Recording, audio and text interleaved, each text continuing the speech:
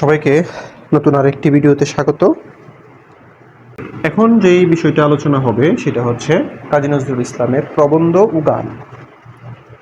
কাজী নজরুল ইসলাম সাহিত্যের অনেকগুলো অঙ্গনে পদচারণা করেন, তার মধ্যে উল্লেখযোগ্য প্রবন্ধ এবং গান।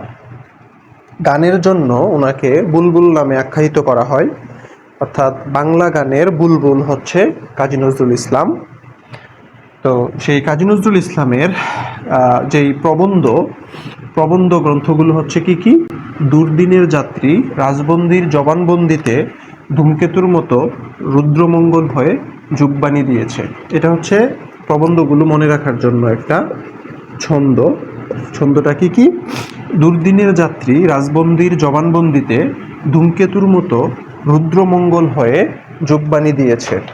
তো এর মধ্যে রাজবন্দির যে জবানবন্দি, এটি নজরুলের খুব গুরুত্বপূর্ণ একটি প্রবন্ধ গ্রন্থ। এটি 1923 সালে নজরুল যখন জেলখানা থেকে আত্মপক্ষ সমর্থন করেন, চিফ ম্যাজিস্ট্রেটের আদালতে যে লিখিত জবানবন্দি প্রদান করেছিলেন, সেটি পরবর্তীতে রাজবন্দির জবানবন্দি নামে সাহিত্যের মর্যাদা লাভ করে। অর্থাৎ নজরুলকে যখন বন্দি করা হয় ব্রিটিশ সরকার কর্তৃক, তখন নজরুল ওনার যে জবানবন্দি দিয়েছিলেন চিফ ম্যাজিস্ট্রেটের কাছে, সেই জবানবন্দিটি পরবর্তীতে রাজবন্দির জবানবন্দি নামে সাহিত্যের মর্যাদা লাভ করে।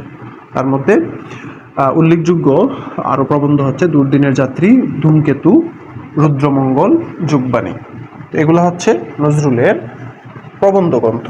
তারপরে হচ্ছে গানের সংকলন। যেহেতু উনি বাংলা গানের বুলবুল, সেহেতু উনার গানের সংকলনের সংখ্যা কিন্তু অনেক। কি বুলবুল, চোখের চাতক, চন্দ্রবিন্দু, নজরুল গীতি, গুলবাগিচা, সুরলিপি, সুরমুকুর, গানের মালা, গীতি শতদল, চিত্তনামা, রাঙ্গা জবা। এই সবগুলো হচ্ছে নজরুলের গানের সংকলন। কাজী নজরুল ইসলাম উনি প্রায় 1000-এর উপরে ধর্মীয় গান রচনা করেন। কাজী নজরুল ইসলাম 1000-এর উপরে ধর্মীয় গান রচনা করেন, এবং এই গানের যে সংকলন সেগুলো হচ্ছে বুলবুল, চোখের চাতক, চন্দ্রবিন্দু। এই চন্দ্রবিন্দু কিন্তু বাজেয়াপ্ত হয়েছিল। নজরুল গীতি, গুলবাগিচা, সুরলিপি, সুরমুকুর, গানের মালা, গীতি শতদল, চিত্তনামা, রাঙ্গা জবা। তো নজরুলের উল্লেখযোগ্য যে গান, সে গানগুলোর মধ্যে হচ্ছে ওমর রমজানের ওই রোজার শেষে, এলো খুশির ঈদ। এটি হচ্ছে নজরুলের বিখ্যাত একটি গান, যেটি মুসলমানদের ঈদ উপলক্ষে আসলে রচনা করেন, ঈদ উল ফিতর উপলক্ষে রচনা করেন। তারপরে হচ্ছে আরও উল্লেখযোগ্য অনেক গান আছে, হামনাত আছে ওনার লেখা, যেমন তোরা দেখে যা আমেনা মায়ের কুলে, তারপরে হচ্ছে মহরমের চাঁদ এলো ওই।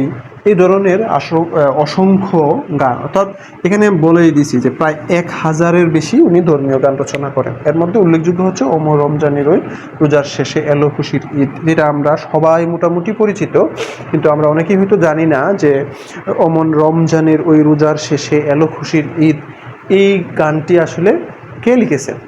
এই গানটি হচ্ছে আমাদের বিদ্রোহী কবি কাজী নজরুলের লেখা একটি ধর্মীয় গান, যেটি রোজার পরে যে ঈদ উল ফিতর উপলক্ষে উনি রচনা করেন। আশা করি সবাই বুঝতে পেরেছে। আজকে এতটুকুই। আল্লাহ হাফেজ।